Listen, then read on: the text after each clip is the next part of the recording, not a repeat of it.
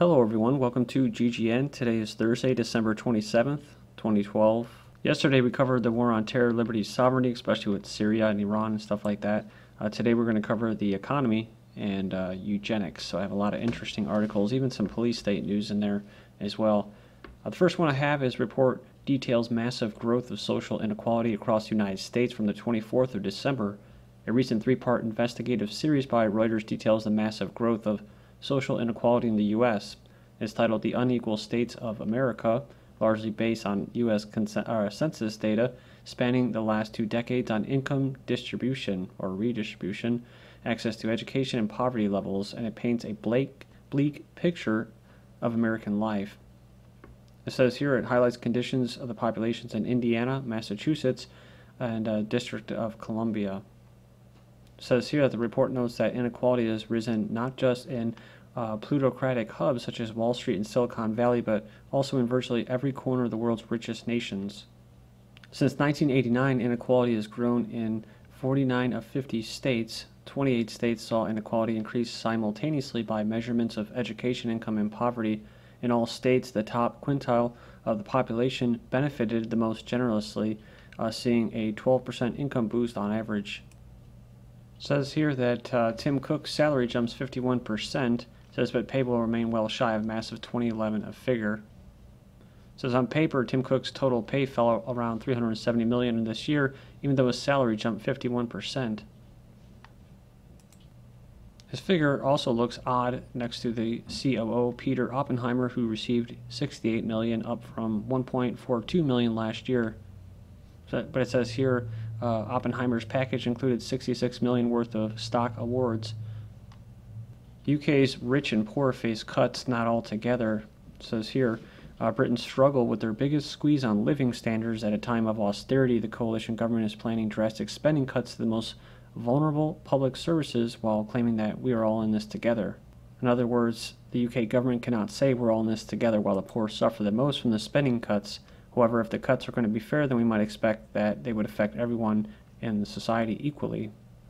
So this is what you call corporate welfare. Earlier in December, business giants Starbucks and Google and Amazon were found guilty of dodging millions of pounds as tax in Britain. So it says it's estimated that corporate tax evasion is costing the UK economy something between 45 and 90 billion pounds a year, which, whatever. But it'd be nice if you didn't have taxes and you didn't have governments raining down on you. But you do. And, if they're going to rain down on small business owners and just an individual who pays individual income tax to the Federal Reserve System and stuff like that, and to the military-industrial complex, these companies should be too, because, they're basically considered people, right? Some other companies include the Duchess of Cornwall and giant corporations such as the BBC. U.S. jobless aid applications fell to 5-year low. The government likes to put out these, when these little AP articles come out like this news job figures that they manipulate. The average number of people seeking U.S. unemployment benefits over the past month fell to the lowest level since March 2008, a sign the job market is healing. So what's interesting is that a lot of these people that are trying to find work can only find part-time work. Also, the people that have been working over 40 hours, whatever it has been, are going to have their hours cut, along with workers that were working are going to be let go. So people might be getting hired, but they're going to be making less, and they're going to be having less hours.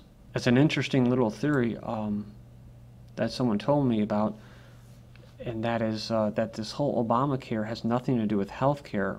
What it has to do with is stabilizing the workforce.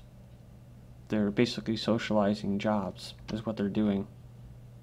So that's why, a lot of these people that I said before that have AutoZone, McDonald's, that are clinging to these what used to be considered jobs, a dime a dozen you can find in the 90s and even the 2000s, just really dead-end crappy jobs, but they were everywhere. And now these people have been hanging on to them for years, and they're not letting go. And then you have all the people that were supposed to retire that aren't.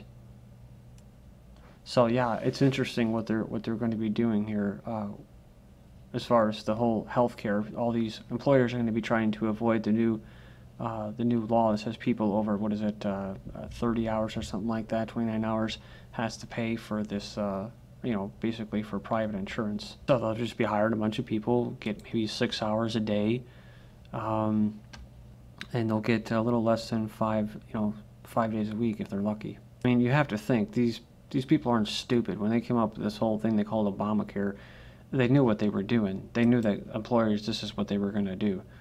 They had to have seen this coming. So it does make kind of sense. It has nothing to do with healthcare, except for maybe death care, eugenics and stuff like that. You have all these people, like I mentioned to a neighbor recently. It's like, he was talking about how he was sick, and I'm like, the thing is they're going to keep spraying us. You're seeing now Nelson Mandela. You have all these high-profile people that are sick, Bush in the hospital, all these nasty bugs going around. I mean, it's eugenics, and there's a lot of people that need work, and there's never going to be a creation of jobs in this manufactured, manipulated market or economy, and so they'll be forced to get the quote Obamacare or the eugenics care. But it'll make the government look good, because then they'll say, "Oh, the unemployment went down." So it's another way that they can turn the dials, like I've mentioned before, and push these buttons and to get the unemployment level to go down. The part-time generation debt and unemployment threaten college graduates. It says millennials, the current students and recent grads of American higher education, are facing a brutal job market with, this is from August, I'm just going to build it up here, brutal job market with dwindling prospects for the future due to the cycle of debt and unemployment. The middle class, once dominated by the college graduate, is facing extinction. From the 26th of this month, generation, and this sucks. Something just happened with my screencast, and because this stupid little thing, tablet PC input panel, I can't get rid of it. And it just shortened my screencast right here, so I think I can only see this much right here. So just stick with me here.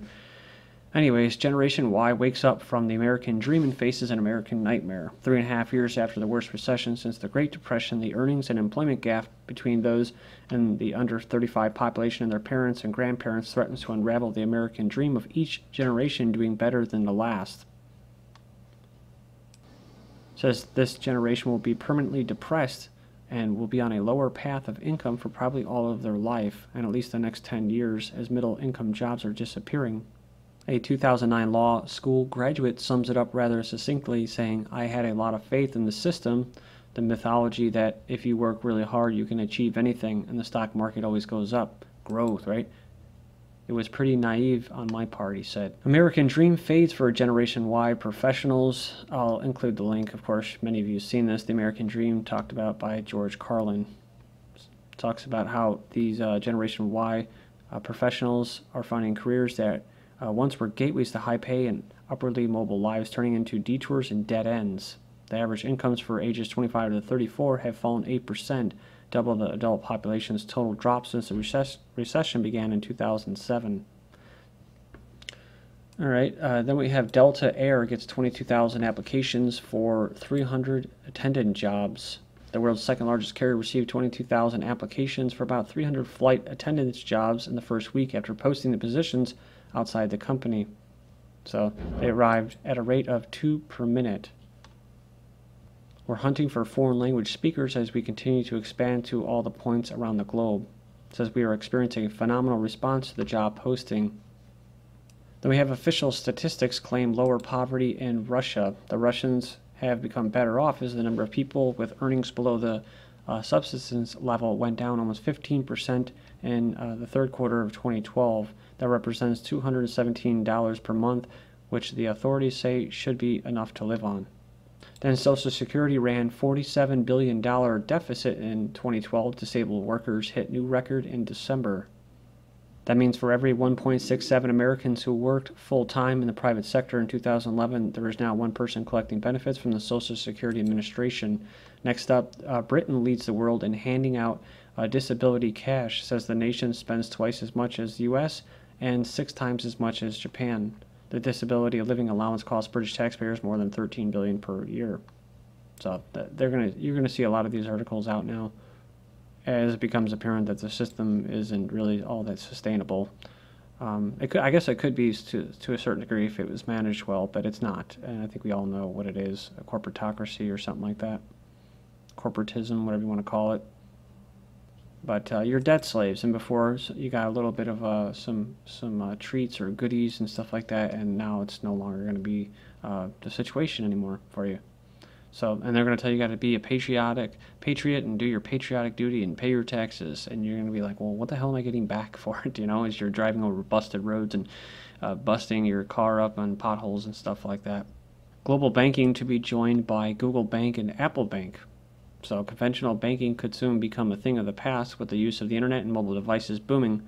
They're gradually replacing using banking cards as a means to pay, the Deutsche Bank warns. So it says here a Google Bank or Apple Bank will certainly emerge and swallow the greatest part of traditional banking market. Despite falling incomes and tightened regulation, the existing banks need to invest into new technologies to remain competitive at a time when new technology is advancing. It says here UBS manipulated Swiss franc rates since 2001. The Swiss banking giant UBS, which last week was slapped with a $1.5 billion lawsuit and fines for manipulating global interest rates. Most central banks manipulate these interest rates and stuff like that. So they also tamper with Swiss franc interest rates for more than a decade. Then we have majority of world lenders punished in 2012 with record $20 billion in fines for, quote, mistakes. Almost all of the bank's mistakes were made during the crisis of 2005-2008, and they weren't mistakes. They were taking a bunch of money. They were pillaging. The mistake was that they got caught, right? One of the key reasons the cases are being raised right now is the growing public and political discontent about the current outcome of the crisis. So now that it's actually affecting people, now they want to talk about what the government's going to do for them instead of just addressing the issues like why do we have the usury system, the Federal Reserve System, basically entrenched in our society. But I just don't see most people asking those questions. New York Stock Exchange sold to a derivatives company an $8 billion takeover. The sale of nearly 200-year-old institution to Intercontinental Exchange comes amid historic shift to electronic trading. So this is what my uncle was always worried about, saying it's going to put me out of the Board of Trade in Chicago. So, and he actually just stepped down in July. So the exchange called time on 2 centuries of independence on Thursday, agreeing to an $8 billion takeover that will hand the control of the icon of American capitalism, which has been so great to all of us, to basically an Atlanta-based energy trader. There's that word again, competition and growth, right? The move to electronic trading, fierce competition between exchanges, and the sharp decline in trading has led to a wave of mergers and takeover offers, basically, yeah. Then the New York Times defends the Fortune 500's global human exploitation. So while the U.S. funds and arms sectarian death squads across the Arab world under the guise of promoting democracy, it props up its own economy on a vast network of global human exploitation, from Walmart's sweatshops and death traps in Bangladesh to Apple's deplorable partnership with Taiwan's Foxconn. Millions go underpaid while overworked under dangerous, inhumane conditions to fuel America's consumerist paradigm. As technology reaches a point where real, viable, local alternatives may soon displace large, centralized corporations, a perfect storm is forming on the horizon. Helping to stave off the inevitable, New York Times article, Signs of Changes Taking Hold in Electronics Factories in China, makes absolute mockery out of both their readership's intelligence as well as the plight of the vast workership subjected to Western human exploitation. The signs of change that they report on include the replacement of $5 plastic stools with $10 wooden chairs and increased wages that will fall well below fair compensation. It says, but the New York Times piece serves the purpose of giving foul progress reports and foul progressives, allowing them to continue tapping away on their iPads purchased from the consumer troughs of mega retailers like Target and Walmart absolutely guilt-free. The comments following the New York Times piece range from the absurd, quote, good luck fighting climate change if everyone were compensated and consumed at U.S. levels, to the highly relevant messages, stop buying Apple's stuff until they move production back here to the U.S. Help, I'm trapped in a Chinese forced labor camp. A letter came in a box of Halloween decorations purchased at Kmart. This lady was going to donate it, and she found the letter from this sweatshop worker. Police in the UK were called in to control hordes of consumers as they run screaming through the stores to splash out on all of these bargains. There they go. Discounts had customers scrambling for the boxes as if they were food handouts in an impoverished country. Bad consumer. Shoppers disappoint retailers this holiday season. You disappointed the the complexes. And it's hard to have confidence in purchasing when you don't have enough money to live, right? So consumer confidence falls. Thank you.